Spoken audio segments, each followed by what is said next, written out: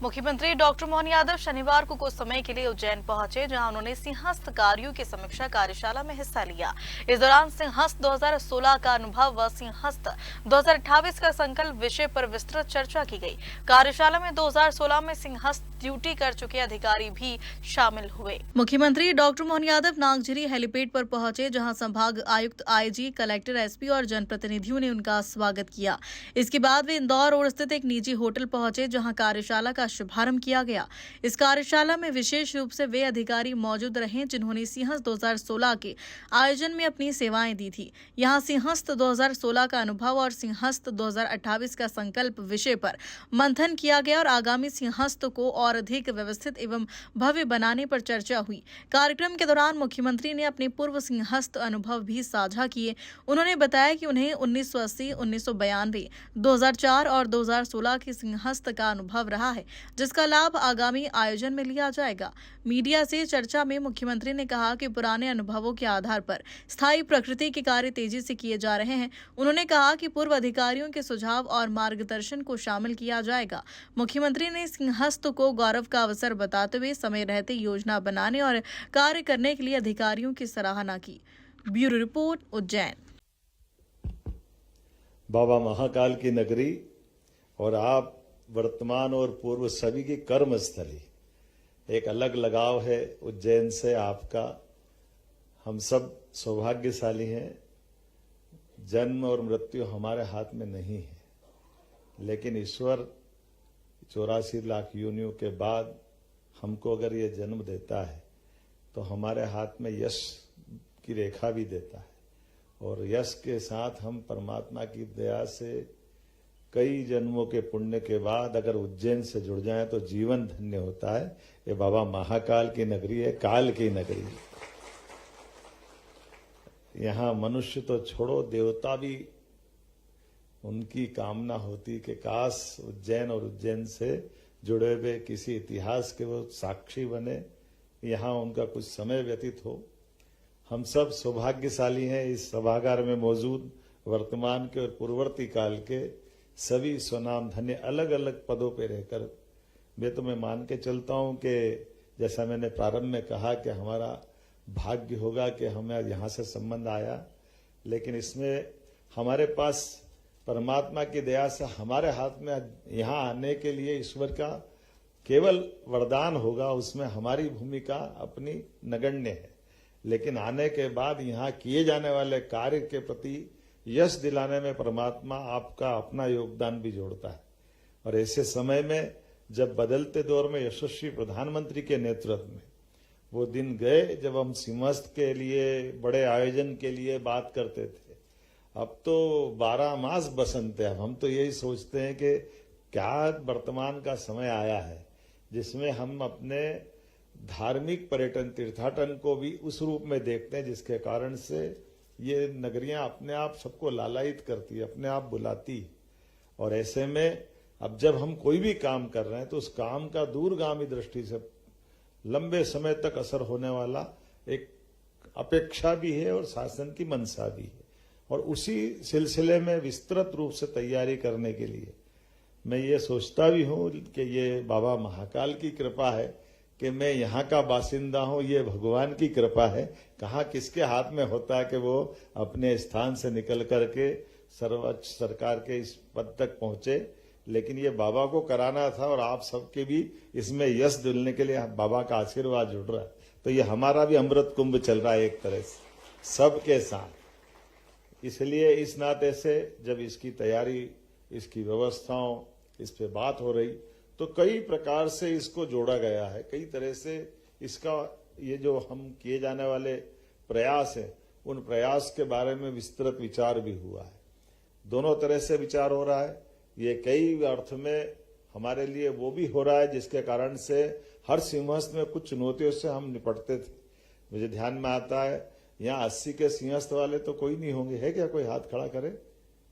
80 वाले, 80 के सिंहस्थ में आप भी थे दुबे जी, आप भी थे।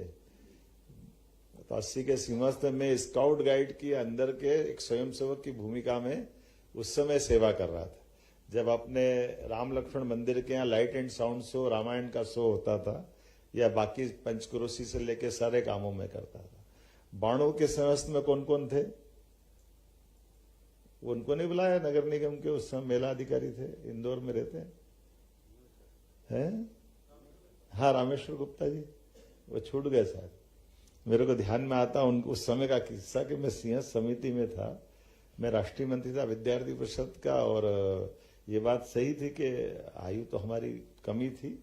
अब ये अलग बात है कि दायित्व के कारण से सिंहस्थ की समिति से फिर केंद्रीय समिति तक अंदर आए, और मेरे नाम राशि भी 5-7 और थे यहाँ।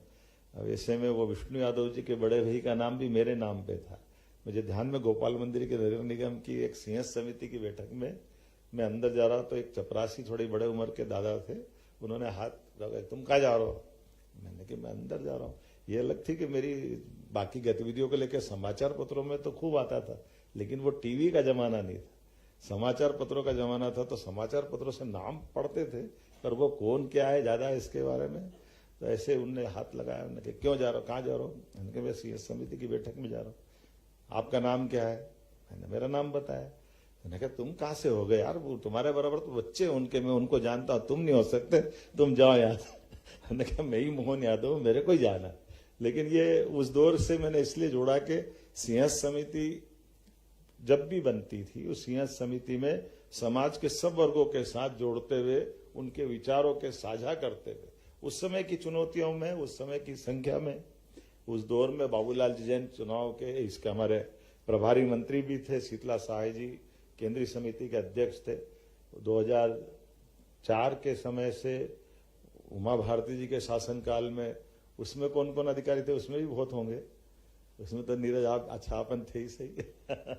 तो ये वो बात भी सही है। लेकिन अब आप देखोगे जिसने 4 और 16 को देखा, 16 वालों की तो मैं बात नहीं करूंगा, क्योंकि अभी तो बिल्कुल ऐसा लगता कल की बात है।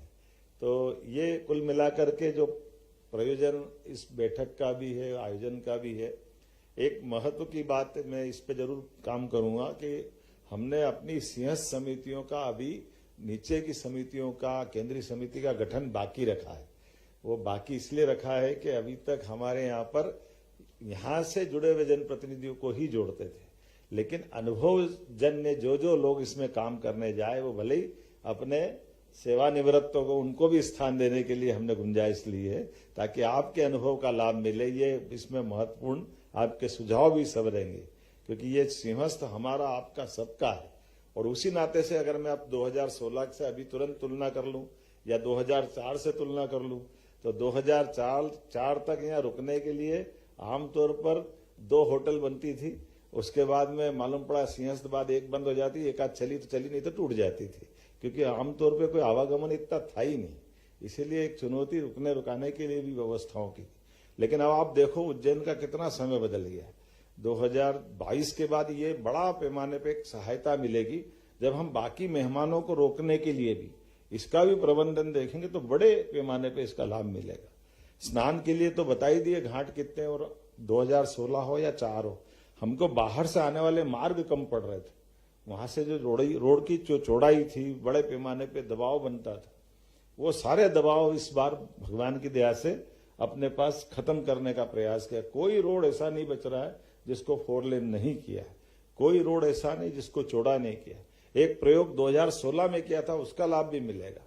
हम सब ध्यान रखेंगे कि शमशान घाट के पहले, बल्कि बड़े पुल के उधर ही जब भी स्नान का मौका आता उधर ही करते थे। इधर पानी नहीं रहता, जो पानी होता तो स्नान नहीं कर पाते। अब की बार ये बदलाव आएगा। पिछली बार 2016 में वाल्मीकि घाट पे स्नान कराया था, बड़ी चुनौतियों के बीच, कैसे भी किया था वह भगवान जाने, लेकिन जो भी हुआ अच्छे से हुआ। हमारा वो एक स्नान का बड़ा चुनौती वाला, माननीय गृह मंत्री जी आए थे, अपने सारे दोनों तरह के अखाड़ों के सेव हो, वैष्णव हो, सब लोगों ने मिलकर स्नान किया था। लेकिन ये जो अब अपनी सेवरखेड़ी सलारखेड़ी जलाशय परियोजना, ये हमारी वो पूर्ति कर देगी सिद्धनाथ से आगे काल भैरव तक, काल भैरव से लगा के कालियादेव पैलेस तक, पूरे पानी का, जल का उधर भी और इधर अपन त्रिवेणी के आगे तक ये जो जल की उपलब्धता रहेगी। ये स्नान की बहुत बड़ी चुनौती का अपने आप में एक इसमें ये चुनौती से निपटने का रास्ता ढूंढा। उसी प्रकार से अंदर के मार्ग भी, अंदर की सीवर लाइन की कठिनाई भी 2004 की भी मालूम है, जो हम सब राजोरा जी और सब थे, वो बहुत तरह की चुनौतियां थी। उन सारा चीजों का समाधान भी करने का प्रयास किया। फिर जो चीज खड़ी की जा रही है उसको लंबे समय तक लाभ लिया जाए। अब इसी में एक बताने के लिए, चूंकि ये छोटी पड़ जाएगी, इतनी सारी चीजें भी है, सारे देवस्थान को भी बड़ा करने का इसमें प्लान बनाया है। क्योंकि आखिरकार जब देवताओं के नगर में आएंगे तो वो केवल स्नान करने के लिए या कुंभ में केवल कुछ समय गुजारने के लिए वो बड़े मंदिरों पे जाएंगे, तो बड़े मंदिरों को भी उस तरह से, केवल महाकाल मंदिर नहीं, महाकाल तो अच्छा हो ही गया, सिद्धनाथ का भी वही महत्व है, काल भैरव का महत्व है, सांदीपनि का है, ये सारे देवस्थानों को लेकर भी उसी प्रकार का प्लान बन रहा है। ऐसे कई सारी चीजों को जोड़ करके आप लोग विस्तार से बात करोगे तो वो जोड़ने का प्रयास करो। आज भी और आज के बाद भी या सिमस्त के बाद भी लंबे समय तक, और खासकर नदी के लिए तो मैं ये मान के चलता हूं कि ये हमारे लिए चुनौती भी थी, लेकिन इससे बड़ी महत्व की बात ये थी कि जैसे गंगा जी की बात करें या और किसी नदी की बात करें तो वो आमतौर से चट्टानों के बीच बहते बहते उसकी धारा निश्चित होती। ये हमारी मिट्टी की धारा होने के कारण नदी कभी दाएं कभी बाएं, इसकी मिट्टी जिधर कट जाती उधर नदी की धारा बन जाती। इसके लिए अगर अपन देखो ध्यान से तो ये लाल पुल के यहाँ दिखाई देता है। जब ये ब्रॉडगेज लाइन का पुल बना था उसके पहले मीटर गेज का बना, सिंधिया जी के द्वारा आगर तक की लाइन डली थी इंदौर महू से होकर के। उसकी लाइन में सबसे लास्ट जो अभी दिखता है उसके सबसे पहले गाले से हमारी छिपरा जी बहती थी। वो खसकते खसकते 1 2 3 4 आखिरी गाले तक चली गई। वो तो आखिरी गाले के बाद हमारी मिट्टी के बजाय पक्की दीवार आ गई तो नदी रुक गई। अदरवाइज ये नदी की ऐसी ऐसी ऐसी धारा चलती रहती। अब एक पक्का ये हो गया कि कम से कम यहां से लेके पूरे इधर कालेदे पैलेस से लगा करके सिद्धनाथ त्रिवेणी के आगे तक दोनों तरफ घाट पक्के हो जाएंगे। पक्के घाट में अपनी नदी की धारा भी रहेगी। और बाद के समय भी कभी स्नान का मौका मिलेगा, जब कभी आयोजन आते, इतने सारे आयोजन आते रहते, या बाद में भी, तो लोगों के लिए बड़ा अच्छा प्रबंधन रहेगा। इसी प्रकार से हमारे आमतौर पर मेले ठेले में जहाँ एसपी कलेक्टर रहे होंगे, जब भी कोई शनिवारी अमावस्या आए, सोमवती अमावस्या आए, सारी धर्मशालाओं पे कब्जे अपने करना पड़ते, पुलिस को ठहराव कहाँ। तो जिनके लिए धर्मशाला बनी उनको मिलती नहीं थी।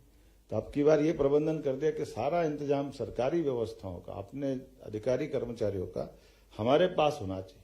क्योंकि ये प्रबंधन में हम जनता के हित को थोड़ा सा चुनौती देते हैं। जनता के हित के ऊपर एक तरह से वो अच्छा नहीं रहता, इसलिए उससे बचाने का काम भी कर रहे हैं कि इससे बचना चाहिए।